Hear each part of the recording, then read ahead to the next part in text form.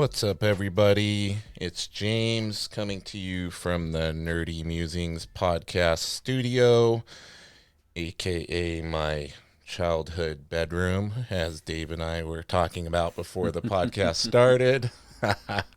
I'm here today with the infamous Dave of West Coast Davengers. How you doing today, Dave? I'm good, James. Thanks for having me. My pleasure, buddy. Yeah, as soon as I knew I was starting this podcast off, I wanted to make sure I had you on here.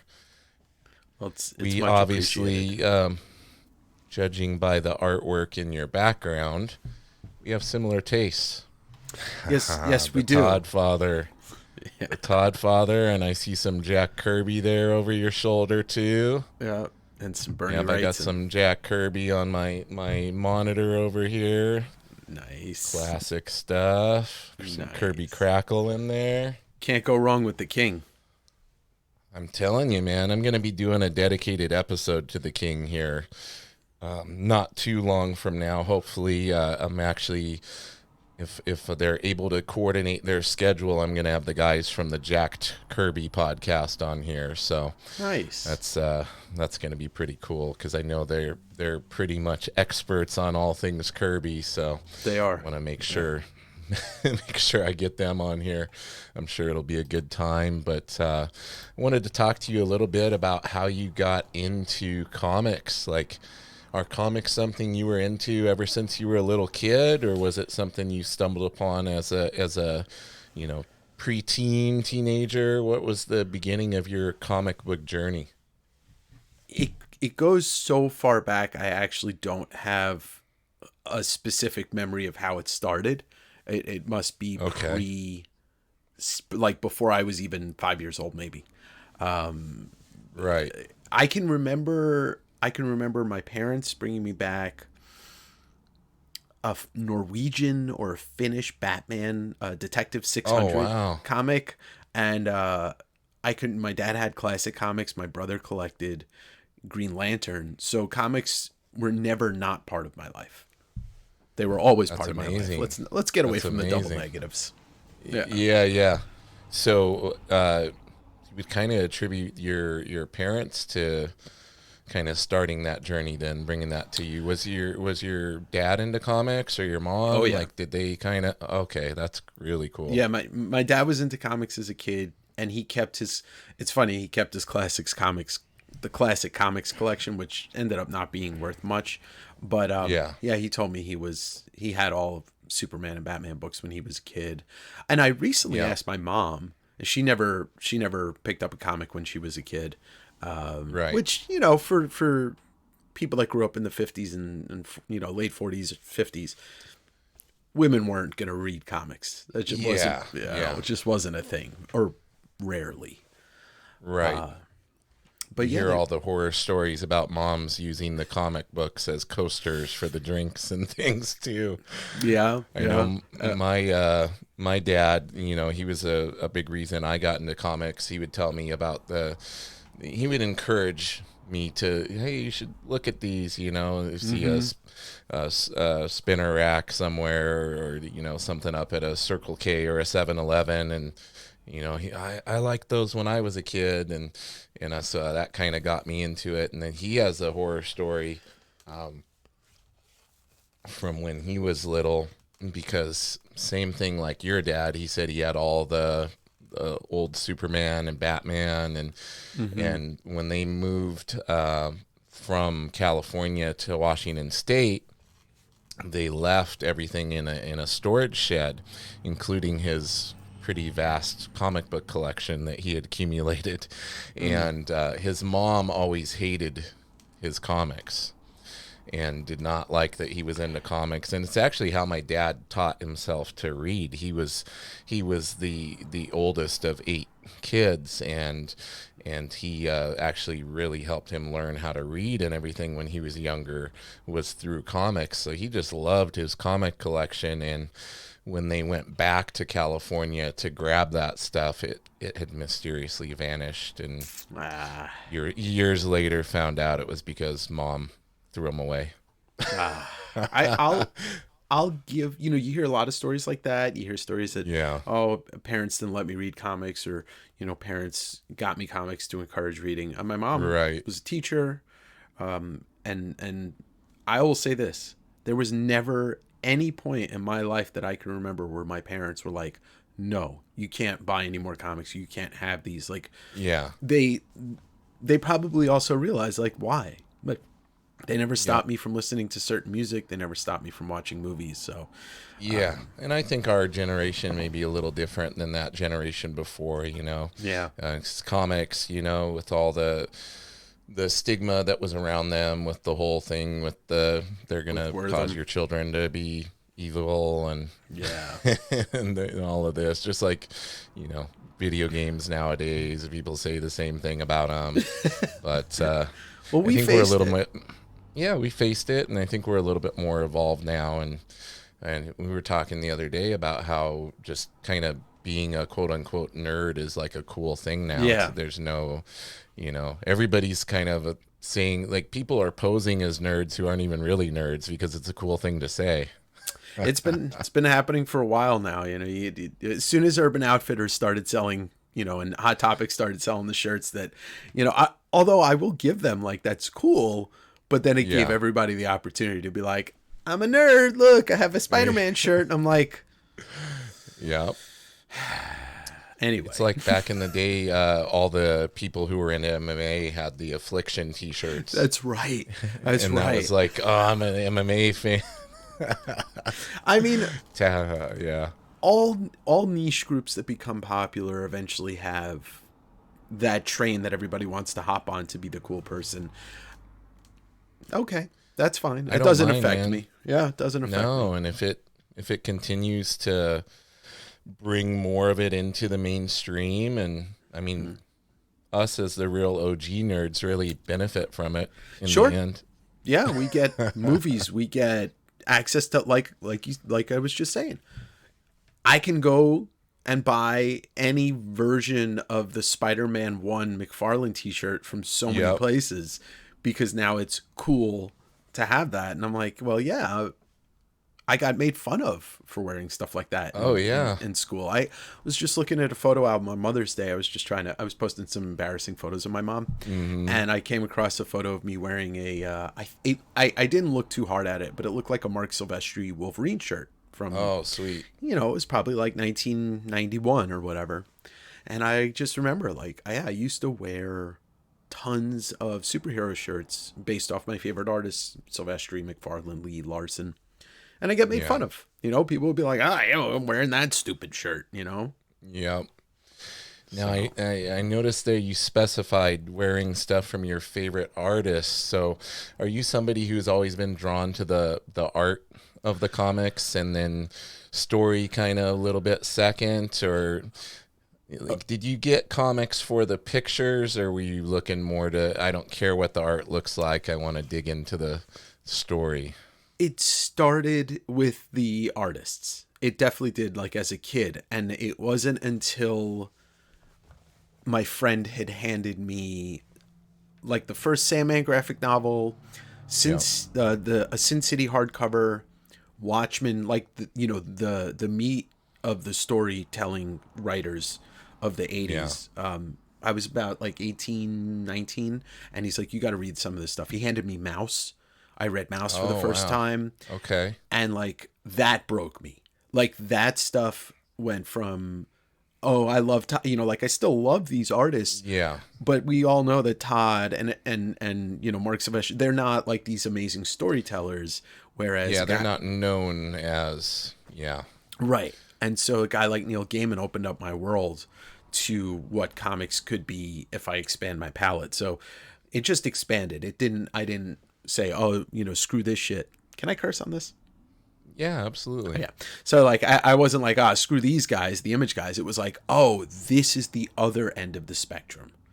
Right. But originally, I was just drawn to Jim Lee, Todd McFarlane, obviously, Eric Larson, Silvestri. I didn't have an appreciation for a guy like Bill Sienkiewicz when I was younger. I thought some of it was cool and it was weird. But now if you ask me, who's one of the greatest artists of all time in comics and out of comics, I'm going to put Sienkiewicz up there. So you grew a deeper appreciation for the writing and the storytelling, and Yeah. that kind of influenced you to even expand your artistic, the types of artists that you liked as well. That's really cool. Yeah, yeah, comics did bring me that. And I wasn't, as a kid I would read, Wolverine was my favorite book probably. Definitely growing up. And I would read it and be like, like this is fun for a kid. But if I went back and read it now, I'd be like, oh, this is a slog to get through all of this. Yeah. It's like if you try to, put the challenge to yourself that you're going to read all the old X-Men, like the first, 12 or 13 issues that Jack Kirby did. Yeah, that's tough. That's tough. It's like, oh, I'm going to go back and read this whole run of Fantastic Four. And you're like, oh, man, it's tough to get through. It is. I read about 2 years ago, I was diving in through the Marvel app to read some of the old stuff that I'd never read before. And I read the Galactus trilogy, which is, it's one of the greatest, if not the greatest, Silver Age Marvel storyline. The introduction of Surfer and Galactus, Kirby and Stan Lee firing on all cylinders. It's a masterpiece in art. It could probably use about 45% less dialogue. Yes. Well, that's Stan, man. That was Stan. Yeah. He was verbose for sure. It's so tough to get through that stuff if you're trying. And I must say, like, I don't know how many people are like this, but when I open up a comic, I have to, my brain just says you have to read the whole thing. Like, you can't just skip. And then sometimes I'll go back and I'll look at the art, which gives me a better appreciation for it. So when I pick up some of these Silver Age books and I try to read them, I'm just like, oh, this is so tough. Yeah. Did you ever pick up that trade paperback? Because actually, I think technically the first trade paperback, the Silver Surfer one that Jack and Stan did. Yeah, it's beautiful. That's cool stuff. Very beautiful. Yeah. Very beautiful. Yeah, I just snagged that not too long ago.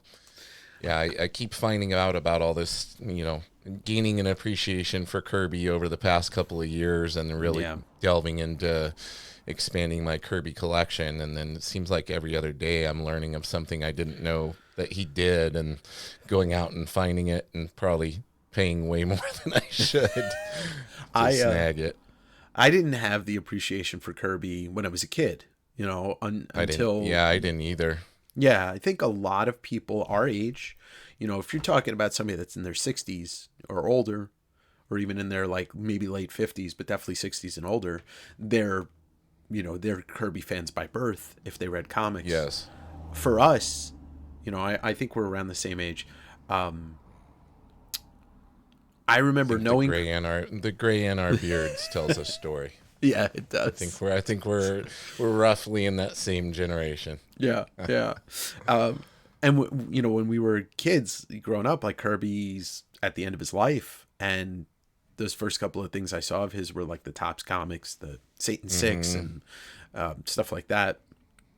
But going back and learning about him, the hole is the rabbit hole is deep. If you want to start going. Yeah, he started creating comics in the 40s or the 30s, I should say. And then he goes to World War II and he comes back and he has he creates the Fantastic Four in his 40s. It's crazy. Yeah, a lot of the stuff we really think of as prime Kirby stuff, people don't realize he was in his mid 40s when he did a lot of that and upward, And it's insane to think. It's an inspiration to me because I'll be 45 this year, and my endeavor of the West Coast Davengers and the channel and the podcast, I'm like, this is exactly the inspiration I need to know that in my mid 40s I can completely just change my trajectory and start a new career. Yeah. Yeah, I take inspiration from that too, because I have all these aspirations and things that I've done a lot, and a lot of people know about my other life in martial arts and all of that stuff. But I've always been somebody into artwork and trying to get better at drawing and all of that. And obviously, by the art desk behind me, I still practice and I'm still trying to hone those skills. And whenever I start to think, why am I still messing with that? Like, I need to just put that to the side and not explore that dream anymore. I'm like, no, man, like somebody like Kirby getting into it, like, it's not too late. You can still do it. And even if it doesn't end up being anything as far as a career or something that you do on the side for side hustle or whatever, like, you're still having fun and you're still pushing yourself and learning and exploring a new skill set. So nothing wrong with that. No. And the fact that you're still, you're doing it and you keep pushing yourself to do more. The only way you're going is up. You're not going down.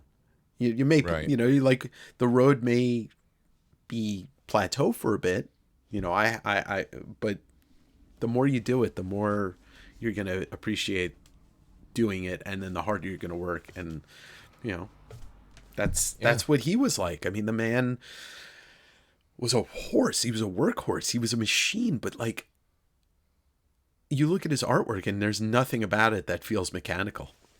No. And it's funny when you hear people that were close to him talk about how, like, he was destined to, like, create. You're like, well, what did Jack do for fun when he wasn't working on comics? Well, he did more artwork.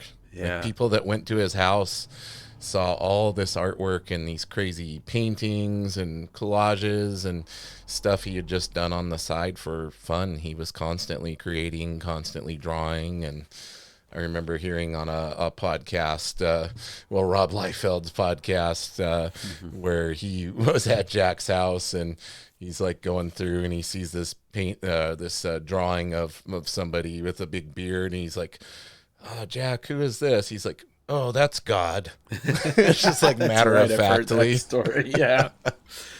Oh yeah, that's God. Oh, this is this. He was like, okay. He was so interesting, and like, what did he do besides that? He was in love with his wife more than I think most people. Like, you hear the stories about the two of them, and he absolutely loved her.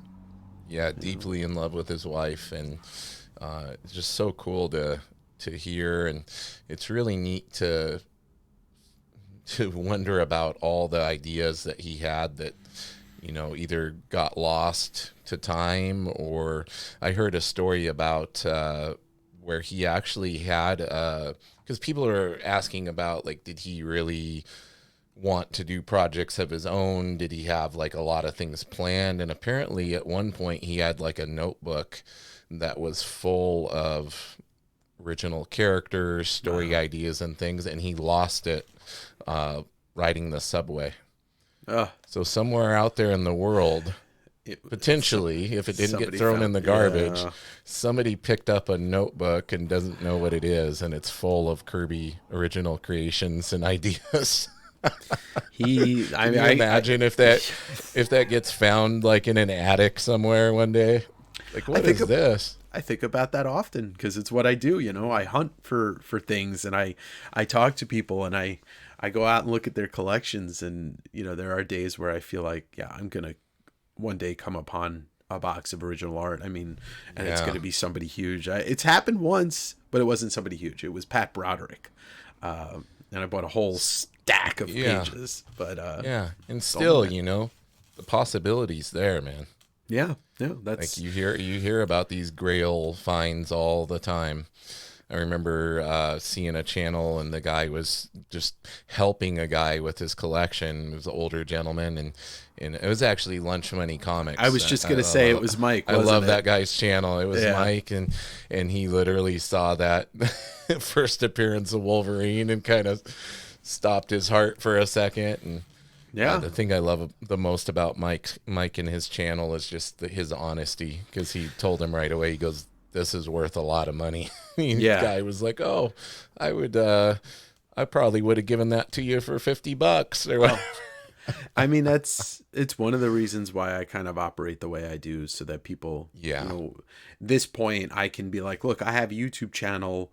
You can see, I had somebody that met up with me recently that's like, oh, I looked at your page, and I hit them up and I said, I looked at your page. I realized you're a real person. And that's why I was like, yeah, come and look at the collection. So that's awesome, man. Honesty usually wins. Yes, it does. Yes, it does. Sadly, that's kind of getting lost here and there in these times. But I definitely agree with you. Didn't you just go up to, was it Bellingham? Did you get a collection up in Bellingham recently or something? I was up in Bellingham to go to the comics place, which is the store up there. Yeah, but I bought. Maybe it was it Gig Harbor? You went somewhere recently. I see your brain being racked right now. That tells me you're all over the place, dude. Well, I just went up to Vancouver for vacation to go to every comic store in Vancouver. Bellingham is on the way back, and I did go to Bellingham to pick up a partial collection for my friend Joe. He bought a collection. He took like the 50 books he wanted, and I got the rest. And it was like, nice. It was the best spec collection that I've ever seen, because it was all underground and indie stuff. Okay. Like, the person bought 3 copies of Usagi Yojimbo #1 and 3 copies of Daniel Klaus's 8-Ball #1 and stuff like that. And had like, it's still I still have it all kind of in boxes. Original first run hardcovers of Usagi Yojimbo. Each one is signed and sketched and numbered by Stan Sakai. It's like, cow. Yeah, nobody has a collection like that. It's all X-Men #1s and Todd Spider-Man #1s and Spawn #1s. But nobody goes and specs on like the greatest indie and underground cartoonists. Yeah. Yeah, and all that stuff is in the realm of possibility for upcoming projects, because a lot of that stuff has been picked up by movie studios and stuff. Like, a lot of stuff when Iron Man came out and everything, and everybody saw kind of the trajectory of, hey, these comic book movies can be very successful and make these movie studios a bunch of money. Like, they grabbed a lot of probably pretty obscure properties and things just to have them just in case.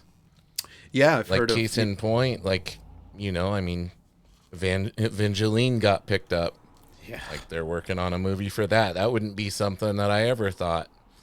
No. If you asked me back when that was first coming out, like, I wouldn't guess that the studio would pick that up. Yeah. Let alone. Oh, go ahead. No, especially with like, it's like Liefeld's he's created some great characters. He's created some, like Youngblood, can definitely be, you would think that would happen way before Evangeline. It's kind of weird that that's getting more pushed than Spawn is right now. Yeah. Again, I didn't have that on my bingo card. It's so strange. It's really strange, but it is.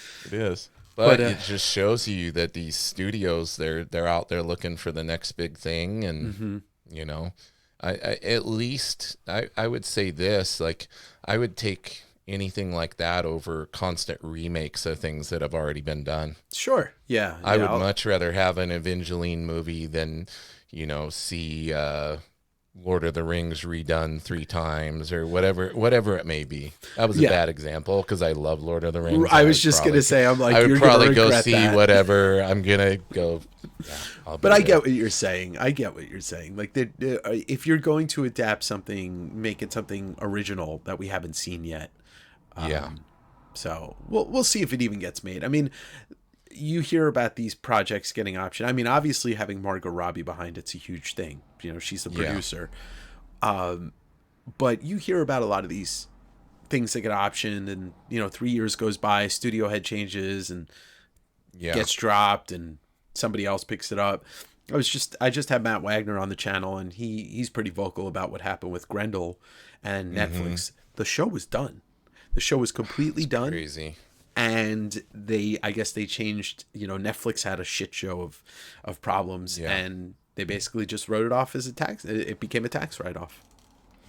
That's so sad, man. Yeah, yeah. We're all robbed of, I know, you I know, know. I mean, not getting to see that. and Wagner's, he's like I said, he's pretty vocally angry whenever you ask him Yeah. about it. He's like, I have the DVD, I have the entire series, and I cannot show it to a single person, Oh, other than probably yeah. him and his wife and his kids and stuff like that. Yeah, yeah. So Jealous of them, man. yeah, yeah. But you hear I the know. stories about that. Yeah, I don't think people realize how just hard it is to get something off the ground like that, and how far into the process you can get, like to the point of it being completely done and never seeing the light of day. Like Yeah. you hear that about comics too. Like literally the artists have done like a whole finish like the whole first three issues of something, and it's like done but got cut and never Yeah. saw the light of day. And Yeah. I just wonder how much awesome stuff there is out there that sitting in a drawer somewhere. I mean, it's the same with music too. Like, you follow some bands and they're like, yeah, we made an entire album and scrapped the whole thing. It's like, Yeah.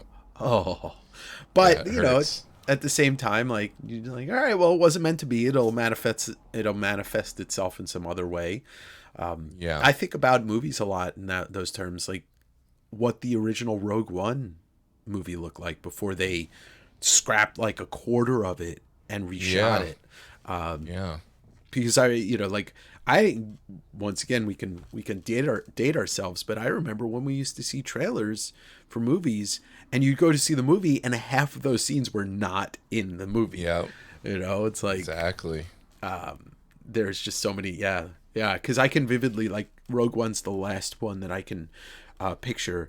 If you watch the original trailer towards the end, there's a scene at the end of the movie in the end of the trailer that just isn't there, and it's part of that last scene. And I'm just like, man. Yep. With Jyn Erso and all of that. Yeah. Yep. Yeah. I know which one you're talking about. Yeah. Still love the movie. Yeah. Great movie. I really enjoyed it. Really enjoyed it. A lot of people don't know that John Knoll, who worked on that, he literally was one of the original creators of Photoshop. Oh, really? I didn't know that. Yeah. So in developing the tools that Industrial Light and Magic needed to do a lot of the stuff that they were doing, he came up with this tool. Wow. In which ended up becoming Photoshop. And I think it was in collaboration with, I want to say it was either his brother or brother-in-law. I'm pretty sure it was his brother. Mm-hmm. So when you fire up Photoshop, in the little credits on there, you'll see John Knoll's name. Oh, wow. And he was, so he was the one that essentially was one of the creators of Photoshop, just as a result of building a set of software tools that they needed to be able to manipulate photos and do the things that they needed to do for film. And the world has literally never been the same. Yeah, and it just keeps going. Well, yeah, if you just look at the innovations that have come as a result of George Lucas having an idea of, hey, can we do this? And I love his famous, well, just think about it. Like when they would tell him it can't be done. Like, oh, George, we can't do that. Okay, well, just think about it. You like leave some. By the way, happy birthday to George Lucas. Yes, absolutely. Yeah, amazing. Still one of my favorite clips is when they're filming that reporter going down the street and George Lucas walks behind him and goes into the building. Yeah, and he looks right at the camera and just keeps walking. Yeah. So good. See so ya. good. Yeah, that's a great internet. That's one of the beautiful things about the internet. And then somebody puts, like, as soon as he walks into the frame, the Star Wars music kicks on. Yeah. So good. Now, are you, along with comics, are you a Star Wars guy too? Huge. I would say Star Wars, when it comes to movies, Star Wars is the most influential thing in my life. I mean, it may even be the most influential piece of art, or whatever you want to call it, in my life. I am a die-hard Star Wars fan, but I am not a hater. I am not a hater. I love it, bro. That's amazing. Me too. I was born the year the first one came out, so there you go. That's for me, that was always a very special bond that me and my mom had. or have, I should say. She loves Star Wars too, and my dad loves awesome. Star Wars. And I was in her belly when they when they saw the first one. I hadn't That's been awesome. born yet, and then I don't really have a memory of it, but she says I was in the theater with her when they saw Empire Strikes Back. So And I think I was in the theater for Jedi. I have a very, very vivid, it could be a false memory, but I'm pretty sure that my yeah, parents confirmed that they took me to see Jedi in '83 when I was, yeah. barely four. I do remember that one because my mom made me. My mom's a very talented seamstress, and she made me Luke's shirt from Return of the Jedi. Yeah. And I wore it. I wore it when we went and saw it. So That's that's pretty awesome. cool. I guess old school cosplay before cosplay was really a known term, probably. Yeah, yeah. I was Vader at some point in early Halloween. There's photos. Maybe I was like 6 or so. But yeah, Nice. it's the bane of like, I don't know if I don't like Star Wars. I don't know if I become like this super nerd and get Hmm. interested in all these things. And it definitely helped develop my Yeah. wild imagination, which still exists to this day. Like my imagination sometimes, for better or for worse, knows no bounds. Right. Yeah. Well, George was big into comics and everything.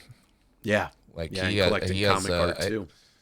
comic art, comics. I think he has a bunch of Frazetta paintings He and does. all sorts of amazing stuff. So it's funny how everything is connected. It's all It is. It interwoven. is.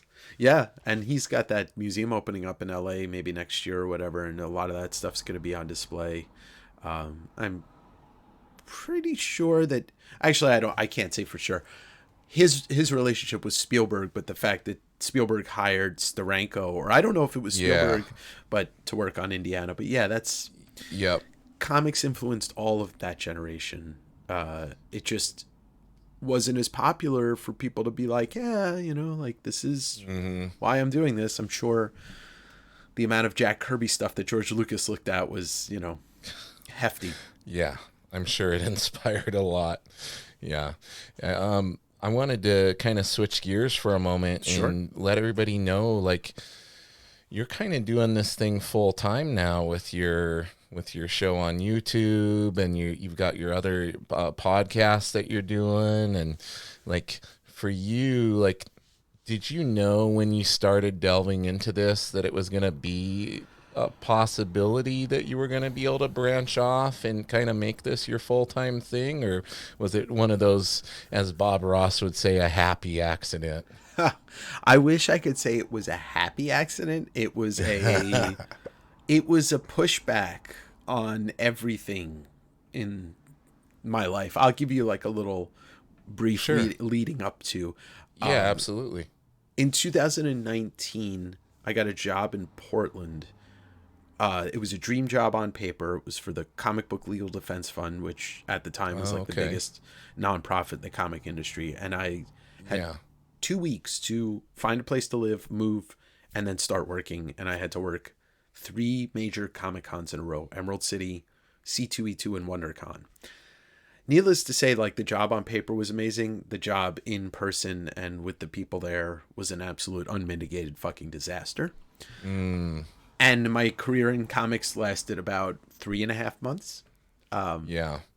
And in that time, like I had some experiences. I got to communicate, like correspond with Kevin Eastman, Garth Ennis, like a bunch of artists that I really. That's where I met Otley, and I had some really nice conversations with him. Yeah, COVID, he's awesome. yeah, yeah. That ends. I go back to my old job. COVID hits. I start my event industry job ends effectively. Just events just went right away. Yep. I started working for the post office as a mail carrier in Seattle during COVID. The U.S. government.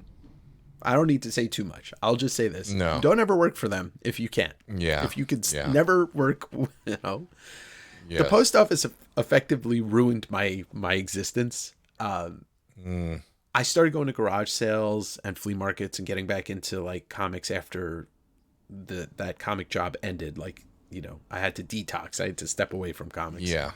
Palate cleanser. Exactly. And so I go on this road trip with my buddy Dave. We call it the West Coast Davenger road trip because we are Daves.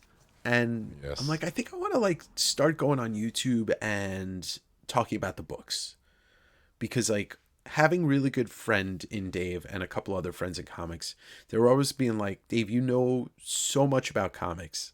Like it's kind of ridiculous how much like Yeah. is in there. And I never thought about it. So I started doing the YouTube videos, just kind of very raw, very, like a B movie. And September of 2021 was my debut of my first video. Yeah. And I'm like, you know what? I've been selling stuff my whole life. I've been an eBay account since '99. I worked in the sports memorabilia industry. I had like a autograph selling business when I was younger. I'm like, I can do this. Like, people are just sitting at home buying comics because there's nothing else to do during Yep. COVID for a lot of people. And I worked all through it. And I realized, I was like, you know what? I'm going to try this. I'm just going to go for it. And if it fails, I'll go back to working in the events industry. I'll go do something that that I can turn around and do pretty easily. We're almost at 3 years, and I have not looked back. That's There, amazing. it Yeah. just keeps growing and growing. The YouTube show, I was like, I want to start interviewing people, and I started with a couple of friends, and then I had Yeah. the balls to ask Mark Wade when I met him at SummerCon, and Bob Hall, and then I just had the guts to start emailing people, and then I was like, yeah, this is what I want to do for the rest of my life. I want to interview people, talk about comics, and sell comics because it's what I know, it's what I love. Yeah. And Yeah, and a lot of people that see the channel, they'll know that you do like live streams selling comics and everything, which is really cool. And you kind of document your journey around searching and going through yeah, collections and everything, which is really cool to be able to tag along with you in a sense and come and check out those adventures. I think a lot of people would like to do something like that and they just don't know sure. how to do it. So seeing somebody go out and kind of the mindset, like what you're looking for and all of that, I know for me it's really cool to see, and I think it really connects with people in multiple levels. You're not just doing the interviews and things, but you're also Right. showing a little glimpse into your life and in truly showing your passion and getting out there and doing it. It's so inspiring. You know, I never looked at it the other way. Like I never said, "Oh, I want to watch other people dig through comics because I'm doing it." But I realized like I made this world for myself. And if I can bring that to other people and they can enjoy it and they can learn, because the more I buy, and let's just say, I'll put a number out there. Maybe I've bought and owned and gone through 500,000 comics in the last 3 years. I'm learning so much. Why wouldn't I share that with people? Like, why wouldn't I share my love for Todd and the like the weird books that I found, and why wouldn't I like I enjoy sharing that because there's something about like if we can share with each other our passions without excluding people and being very inclusive, like that's Yes. gonna make life better. Like I feel 100%. better, yeah, and I love learning from people. I talked about it a lot, and I will always talk about it. I started watching cartoonist kayfabe during the pandemic, and it's the greatest comic book resource that has ever existed. What the two of them had put down in the 5 years of the channel, and new videos, Yeah, it's crazy. and I'm, a rest in peace, Ed, and it still Yeah, really hurts, definitely. but Yeah, it does for I sure. had some great conversations with him, and Jim has been on my channel before, and like these two dudes, like the amount of knowledge they held and they shared. I'm like, if I can carry that torch, and this is, I kind of felt that way 2.5 years ago. Like if I could get to a place where I have 100,000 people watching and I can carry that torch and share knowledge, that's the goal. Yeah, absolutely. And you're doing it, man. Whether you realize it or not, like you're doing it. Well, It's thanks. great. It's great. Like, and it'll continue to flourish because you're putting your passion into it and you're genuine, and that really resonates with people, and that honesty and everything comes across. And I think that's really important. Speaking of, we keep talking about Todd, but we never have delved in deeply and said, okay, Dave, when did the love of Todd McFarlane artwork, Todd McFarlane comics, can you remember your first interaction with a Todd McFarlane comic? So there's the memory bounces back and forth between 3 Amazing Spider-Man issues. There was a low grade, like I think it's whatever the cover is, 325, 326 with Cap on it. Yep. I got a low grade copy of that when I was a kid. And I think that was the first time I had ever seen his artwork. But there was also a copy of 312 or 317. It's one of those issues that I'd gotten. And I was like, what is this? Who is this? It was before Spider-Man 1 came out. So his name was mostly kept in the comic book circle. It wasn't on the news. It wasn't in pop culture yet in the way that it became when Spider-Man 1 came out. And it was different than anything I had ever seen, ever experienced. It was before I think I knew who Jim Lee was. It was before I knew who Eric Larson was for sure. And it was probably before Silvestri. And I was taken, and I was like, I need more. It was like the like coming from somebody that I'm an alcoholic and, I'm sober, Right. but it was the first feeling I ever had of like, I need this all right now. Comic addiction, McFarlane addiction. Yeah. And you have an infamous saying when you're out in the wild hunting for comics. Put it up there, man. You I got said the sticker? It says "See Todd by Todd." I said this on my first YouTube episode, and I never said it before, but it's how I collect, and I truly mean for that. For people who don't know, he just held up a sticker, in case you're listening to the audio version. It looks like how McFarlane does his signature on the little paper scroll, and it's in that same style of writing, and it says "See Todd by Todd," and they're amazing. You have do you have those stickers available for people to get from you? I do, yeah. Awesome. I usually sell them in batches of 3s, just to make Nice. it worth everybody's while, Yeah. But yeah, you can hit me up. And I have t-shirts and coffee mugs because I have a new merch shop that debuted at Davengers. Awesome, man. Yeah. Very cool. Yeah, Davengers Con just happened. That was cool. Yeah.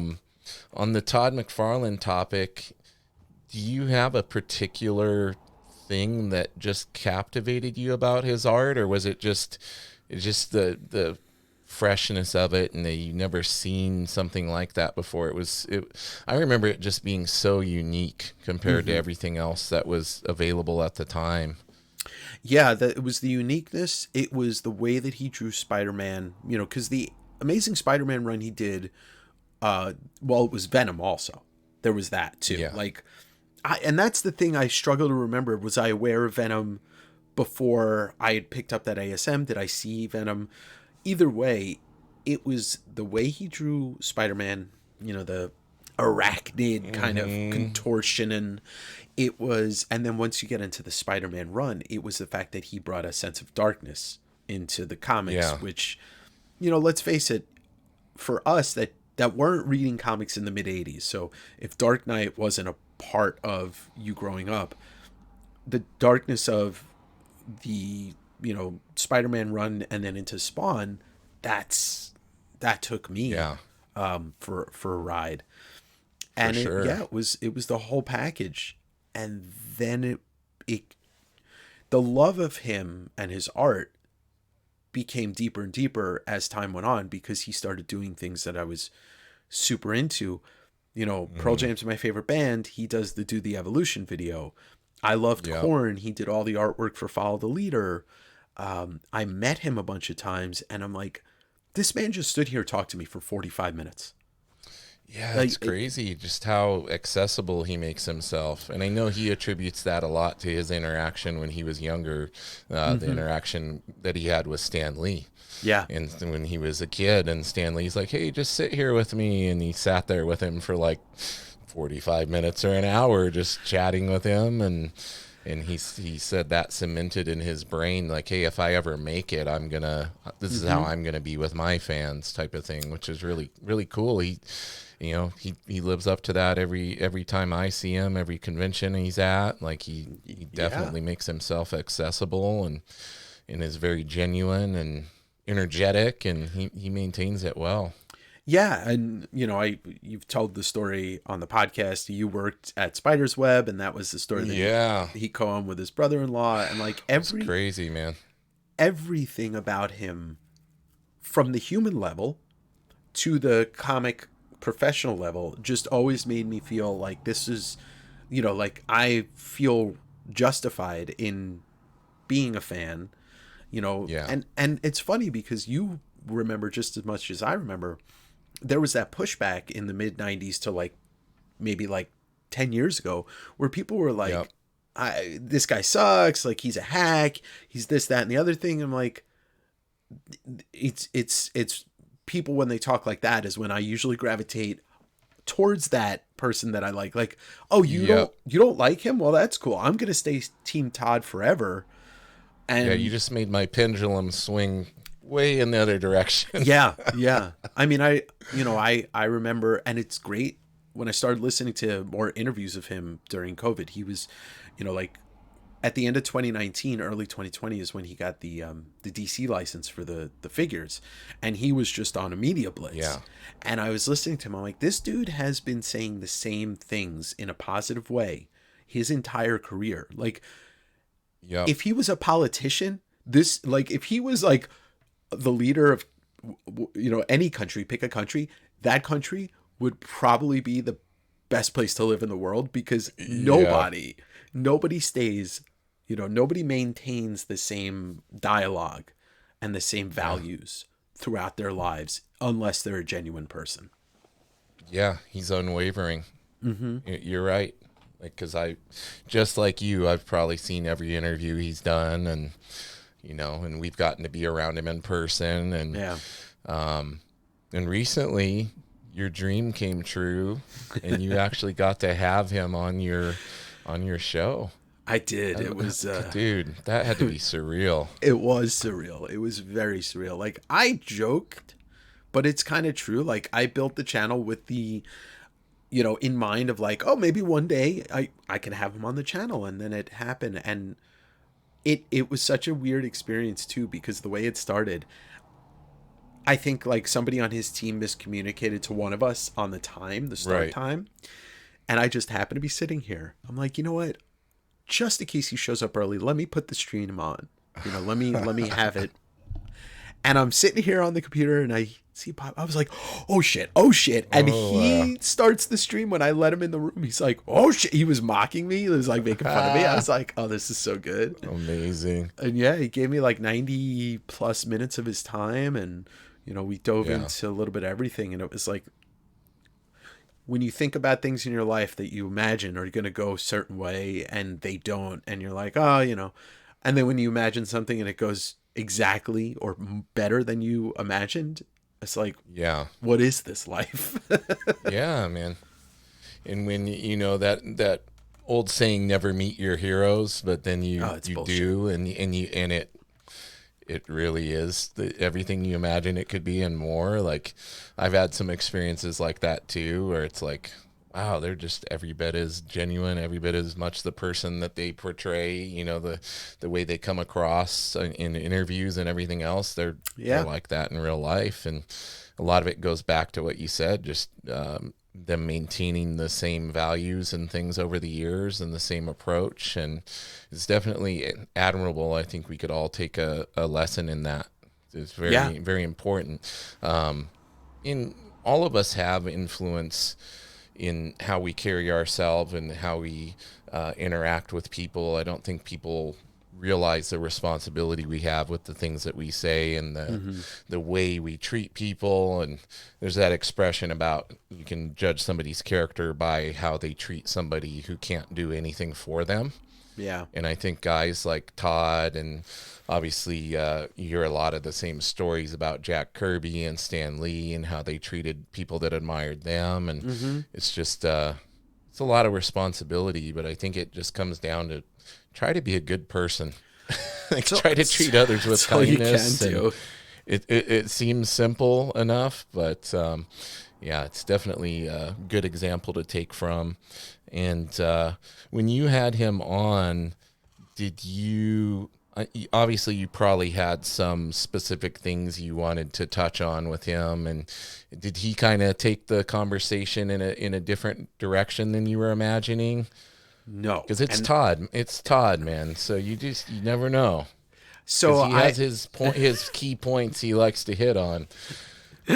I did my research, and honestly, like, and I'll just say this in general, to your point, it's, treating people how you want to be treated is probably the best way to live your life. I'm a wild card, I'm a punk, but I still, like, at the bottom of who I am, I care deeply about people. With him, I knew that if I got him out of his comfort zone, that I was going to get the Todd that I wanted.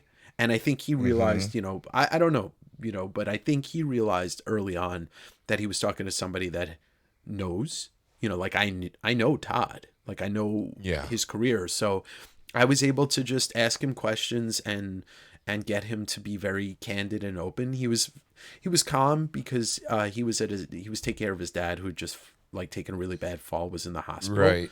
And so I got the calm Todd, and because I knew what I wanted to ask and I knew him, I think he quickly realized, like, to just, you're talking to a comic book freak, and it was great. Like, the Spawn movie stuff that he talked about seemed to be a little bit different than what he had normally been saying.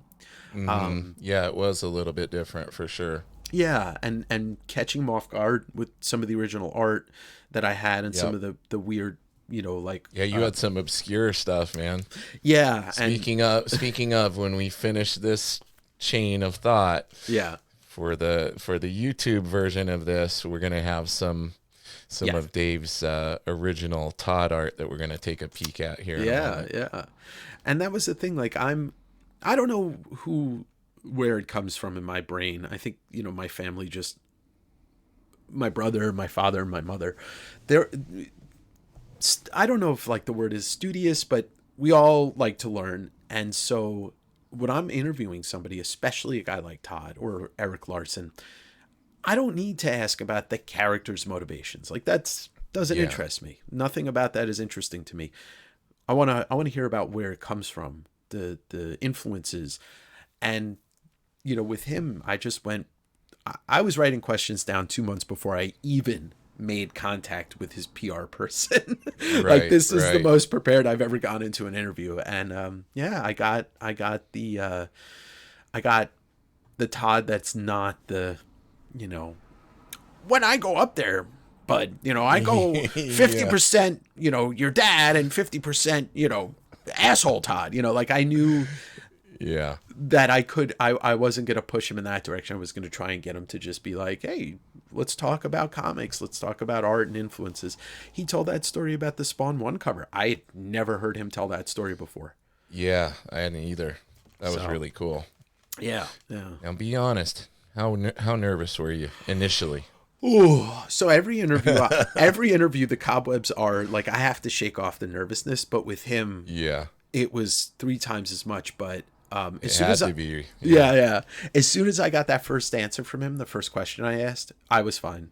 But if you watch the interview, I say something like, I was trying to say I was born in 1979, and I say, I'm 1979. I'm like, oh, you fucking idiot. You're like, oh no. Yeah.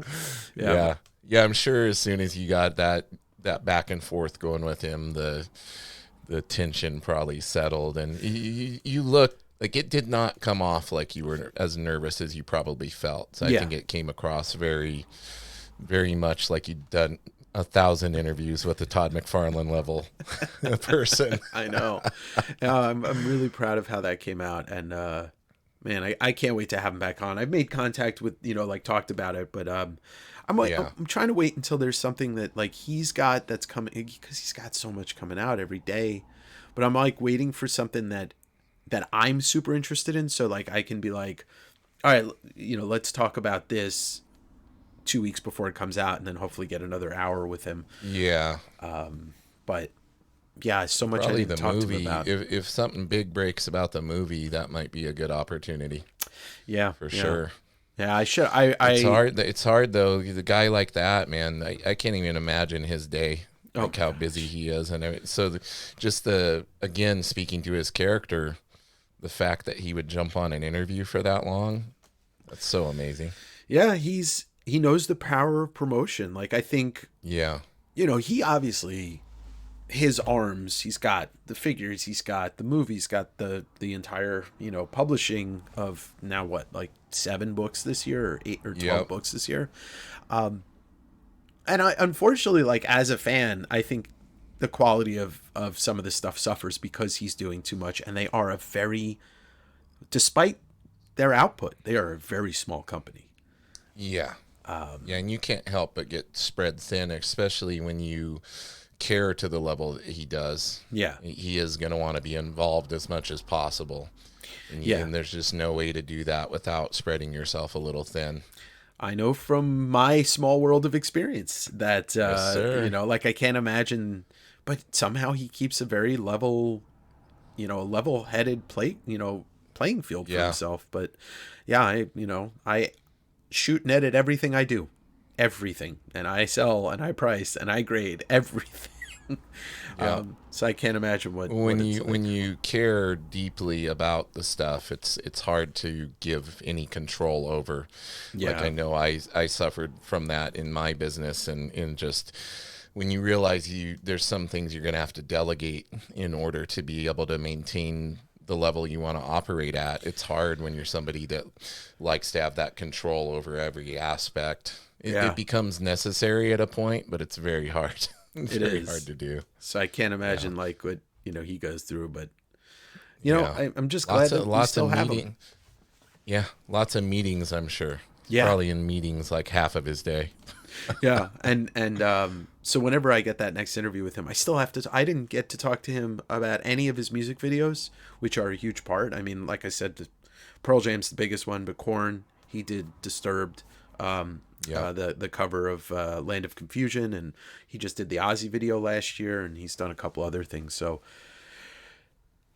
and then there's my goals.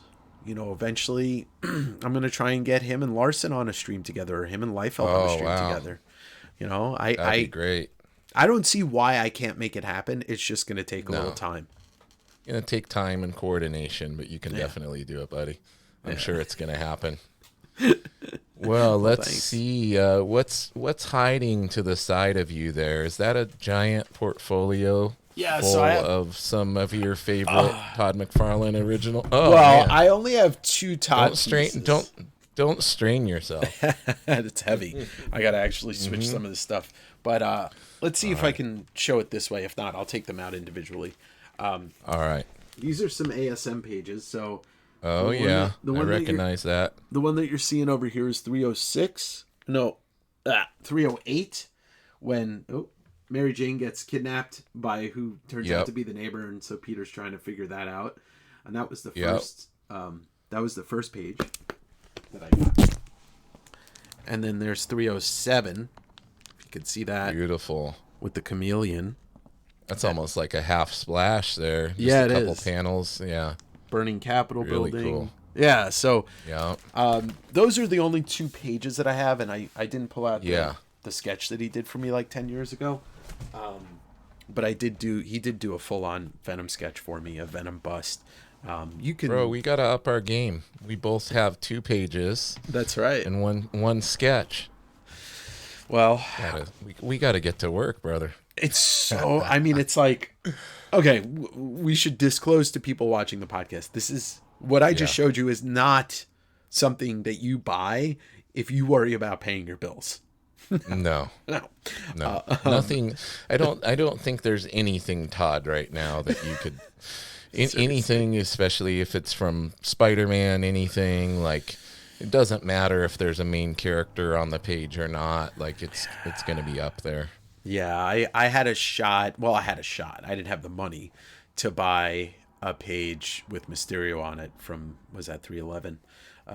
It's just so expensive. But those two pages are entry level for me. Eventually, if I buy another one, I'm gonna sell those. Like if I buy a bigger page, okay, then I'll use that to fund so that. you're not completely married to those. If you can. No, you can upgrade to something that'll mean even more to you. You will. You will part with those. What would be the key? And I know it probably would never happen. But if I got my hands on a piece of sports memorabilia that Todd wanted, and then be like, hey, I know you still have some pages left. Maybe you want to trade. Use your past and the sports memorabilia to facilitate that. That's smart, man. Yeah. That's smart. You're giving away all your secrets on here. Well, it'd have to be something crazy. Yeah, you know him. He's got that high end taste for his sports memorabilia for sure. It would have to be something pretty sick for him to go for that. But you never know. Yeah, that's true. You never know. But I'm always looking to buy more. It's just it's a matter of like finding the right piece. I tried to buy, there was an auction that I took part in a couple of weeks ago, and they had two McFarlane pages. It's a page from Hulk 343, and it was a Infinity Inc. page. I can't remember the issue. And I bid on it, and it went out of hand, and I could have like gone more. And I realized like those pages don't really jump out at me, so I'm not gonna buy them just to own them. I'm looking for the right page, the right piece. Yeah, it's so hard to have that restraint too, but you have to come back to like, does this have a significant meaning to me as far as his career and the stuff that I was into? So for me, I would definitely want like something Spider-Man or something like that if I was looking like but man, at the end of the day, it's Todd, and we got to see Todd buy Todd. So you never know. We might get caught up in that bidding war and come out of there with something we weren't anticipating needing. The perfect page for me, if it's going to have Spider-Man on it, would either be something with Venom, so really only have like 4 issues to choose from, which that stuff's so expensive. Or if we're gonna dream, it would be that cover behind you. If we're really gonna dream. Well, yeah. If money was not an object, with the kinked wrist, he always talked about kinking the wrist. But I would love to own a page from the Perception storyline, the one he did with Wolverine, because there's my two favorite Marvel characters in one book. If I could get a Spider-Man page with Wolverine on it, then boom, that's it. I would never need anything else except a Spawn page, which he won't give up anyway. Yeah, that would be insane. Same here. The Wolverine stuff, that would be something. Yeah, it would. Now, you just had Mr. Eric Larson on your show for the second time now, correct? Yeah. He enjoyed the first time so much you got him back. Yeah, I think so. That's awesome. Larson's a strange thing, because I mean he's a what's the word I'm looking for? He's a particular kind of guy. He is very much straightforward, pulls no punches, very honest, and all he cares about is comics. Like, he does not want to take part in making shows, hardcovers. No. And I think he just enjoys talking to people that want to talk about comics. And he was on. And he's a huge Kirby guy too. Yeah. Like a huge Kirby fanatic, which is really cool. He has a vast knowledge. Oh yeah. And his original art collection is out of hand. I've heard. He owns several full issues. I think he said he owns an issue of Mr. Miracle, and he owns several full Kirby issues, like full. Holy cow! Yeah, and I didn't know that growing up. And then as I got older and I started to hear him talk and then I'd look at his work, I'm like, oh yeah, he really is like so He inspired by does the Kirby. Kirby. He does the Kirby fist, man. Yes, he He does does. the Kirby hands for sure. Yeah. Yeah, and he'll even do like that line through the leg sometimes in some of his stuff. And Mm-hmm. yeah, I was the same way as you. I didn't really know that he was that into Kirby until later on. And then when you go back to his work with that in your brain and you're looking, you're like, It makes oh, there's all sense. sorts of Kirbyisms Yeah. in this artwork. So I had him back for DavengerCon. That was the second interview, and I'm gonna reach out to him towards the end of the year, whenever that Savage Dragon Vault edition comes out, and try and get him on so we can do a flip through and he could talk about the art. But yeah, Yeah. he's a fun guy to talk to. Like I said, honest and just super knowledgeable and super awesome that he is still doing Savage Dragon. Like I'll Yeah. I'll fully admit, like I didn't keep up with Savage Dragon. I bought a Yeah, couple, me either. but I bought a collection last year that was like more than half the run, and so I flipped through, and it's interesting because like his books are standalone stories a lot of times, Yeah. and the back matter, the letters column, the Savage Dragon funnies, it's some of the best stuff I've ever seen in comics. Like it is what comics. He makes a comic of what he wants a comic to be like, which reflects silver and golden age kind of, page to page, everything's used. There's something on every page. Yeah. Yeah. Yeah, it's really cool to see, and just kind of how it's refreshing how he just kind of does what he wants. Like It he does is. what inspires him, and he stayed on that book, and he's maintained his focus on, like he said, I don't want to see somebody else's version of Savage Dragon. Like I would Yeah. be too busy thinking that's not how he talks, that's not how he would act. Yeah, and it's really Yeah. nice to see, like, he doesn't seem like a flashy guy at all. He lives in San Francisco. He says, he said to me on that, I think it was the last interview, that he said, like, he goes on vacation when his wife's like, "Come on, let's go here." It's like Yeah. he has to be forced out of the house to to leave comics. And that's great. And look, he's the second favorite artist I had. It was, Yeah. I found Todd. Todd leaves. Eric takes over for Amazing Spider-Man. Todd leaves Spider-Man. Eric takes over for Spider-Man. Yep. Yep. This is somebody that I was looking at a young age, and I always appreciated how he was different than Todd. It was dynamic as Yeah. hell, but he was different. Yes. And his like arguably his stuff that he did on Spider-Man after Todd left is some of his best work. I think some of Eric's best work. Sure. Like he did that when there like a Sinister Six kind of storyline in that, and it was Yeah. like his version of the Vulture and stuff was so cool, and just amazing stuff. Like he did. It's not like one of those situations where your favorite artist leaves a book and then you're like, oh man, and you Yeah. stop. It was like when he got on there, like he kept it. He pretty much kept it at an 11. Like it wasn't the same as Todd, but it stayed exciting and it kept you hooked. And it's funny because I see, Todd's influence is, it's legendary. But I see Eric as Yeah. almost being as influential, maybe even more, because the story that everybody thought was the spaghetti webs goes from Michael Golden right to Todd McFarlane. But no, it No. stops in the middle with Eric Larson on his fill-in issue. Yep. Yep.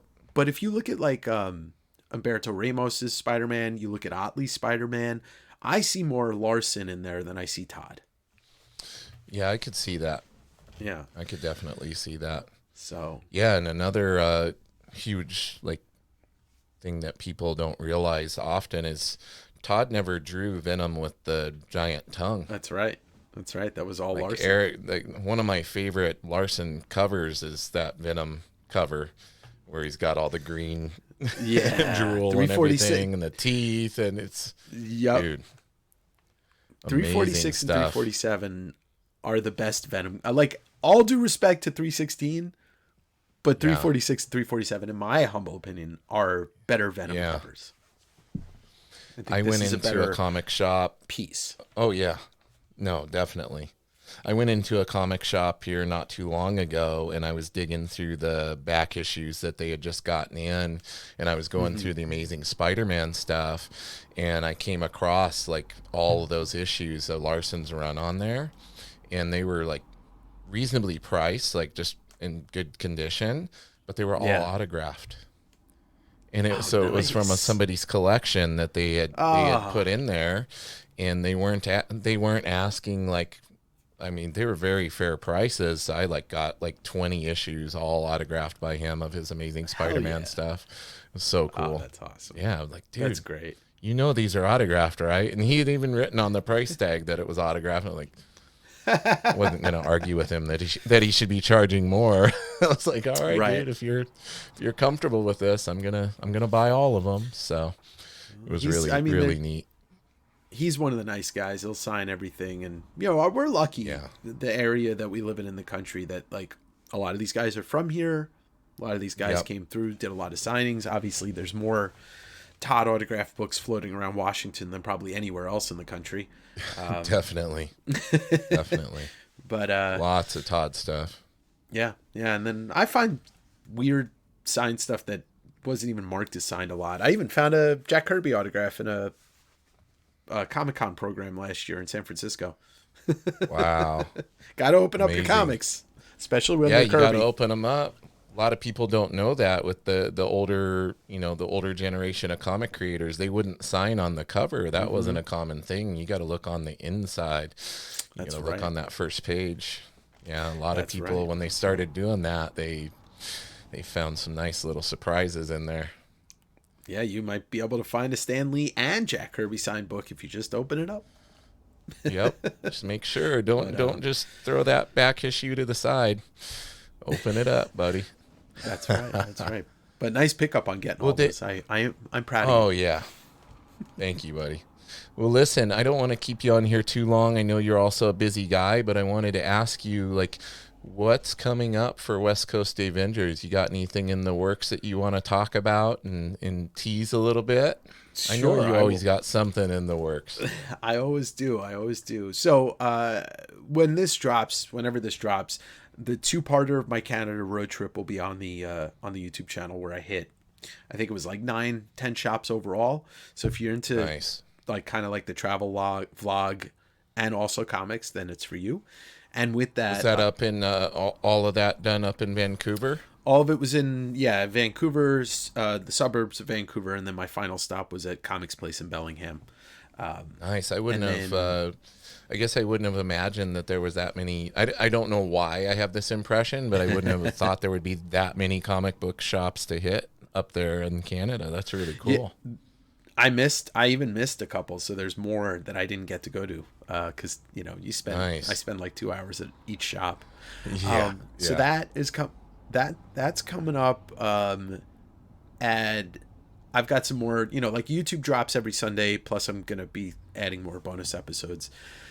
Direct Edition, that's a podcast that kind of goes between me doing just kind of solo episodes and then putting interviews on there, working to get a couple of music guests on there because it's a little bit more than just comics. So nice. That's super important to me. I'm growing that podcast. Low key goal is eventually have guys like Eddie Vedder, Trent Reznor on my podcast. Low key. There you go. There you go. Speak it into existence. Exactly. There you go. Put it out there. I will be, June 21st, 22nd, 23rd, I'll be doing a massive table at SummerCon here in Washington, Puyallup. Oh, sweet. I'll get to see you down there. Yeah, I'm doing it. Yeah, 10 by 20. Otley hit me up and he goes, I know you live in this area. Are you going to be at this? I was like, dude, I didn't know you were coming. I'll be there for sure, man. I'm really stoked to see him. Yeah, they've really stepped it up for this one. There's all sorts of crazy guests. Yeah. Looks like it's going to be really cool. Yeah, so I'll be there. You can buy comics from me in person if you're in the Washington area. Well, you're gonna be there, so that's the main reason to go, dude. Got to get down there and buy some comics from you. There you go. I'll give you some. You gonna be bringing some Kirby stuff for me? Oh yeah, there'll be plenty of Kirby stuff. Todd stuff. Todd Kirby. Okay, you're speaking my language. It'll be the biggest size table that I've ever done at a convention. It's a 10 by 20. So I'm going to Nice. have a massive amount of books there. Other than that, every 2 weeks now I do my live sale on YouTube, and it's usually 4 to 5 hours. I'm already starting to plan next year's Davengers Con, so Nice. that'll be a lot of fun. Maybe we can do like a live podcast from Davengers Dude, Con. I would love to. I'd be honored. That would be great. Yeah, because Yeah, let's do it, man. you're just getting it started. By the time we're this time next year, you're gonna have all these guests, and I'm gonna be like, man, I was on his podcast. I have some aspirations too, man. I actually have some pretty big guests already lined up. I've got oddly enough, through my connections in the jiu-jitsu world, a lot of these art guys, heard you talk a lot about of these art guys do jiu-jitsu. Yeah, it's surprising to me, and if they don't do jiu-jitsu, like their kids do, so like randomly I'll get messages or a like on my story or something, and I'll see it's like an artist I follow. I'm like, wait a second. I love that. Yeah, so I'm actually going to be having Anthony Francisco on here. He created Baby Groot. So he nice. did he worked for Marvel for a long time doing the concept art for the movies. So he's like worked on Guardians and Captain Marvel and a lot of that stuff. So he's going to be on, and a bunch of other people that I can't talk about yet because it's not fully confirmed. Sure. But yeah, very exciting. And of course, I'm going to speak it into existence. I got to get Todd on here. Yeah, man. you do. That's definitely a goal, especially being that I had that connection there where I worked at the shop that he co-owned, and I got to hang out with him there and stuff. I know he will not recognize me or remember any of that, but I would still love to have him on and talk about all that stuff. So speaking it out there right now to the Todd father. It'll happen. We got to make it happen, man. It'll happen. Well, listen, Dave, where can everybody find you on the social media, your YouTube channel, all that? Is it all just at West Coast Davengers? Yeah, everything I do is under the banner of West Coast Davengers, with the exception of the podcast, which is called Direct Edition. Okay. I have link trees, but I am also, the other thing I forgot to mention, working on a website that'll have, kind of like all roads meet here. But you can find me on YouTube as West Coast Avengers. You can find me on Instagram as West Coast Avengers. Direct Edition is available on Spotify, Apple, YouTube, a couple other places. I'm probably going to pick your brain about some podcasting stuff when we're off. But yeah, and I'm gonna include all this in the show notes and in the YouTube link. Put links in the YouTube description for everybody as well. But I just want to thank you for taking the time out of your day to hang out with me for a little bit. And I'm already having that feeling that there was so much more we could have talked about. So I know. I definitely want to do this with you again one day. If you would come back on, I would love to have you. Yeah. Yeah, it was awesome, man. I'm so glad that we got to meet this year, and thanks for having me on. Me too. And we'll keep talking and keep todding.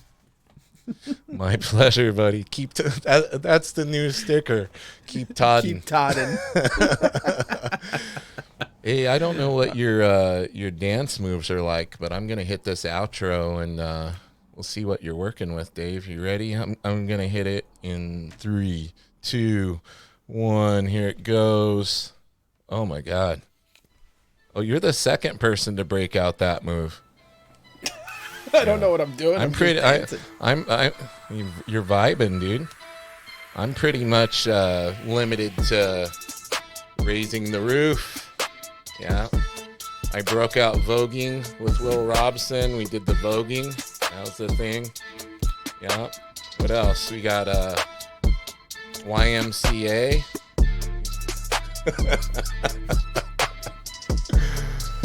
Oh my God. I'm not going to say what this is. I think two fists in it. Yeah, exactly. I don't know. Exactly. You might have won. All right, everybody. Let's keep it nerdy, all right? Until next time. Yeah. Peace. West Coast Avengers.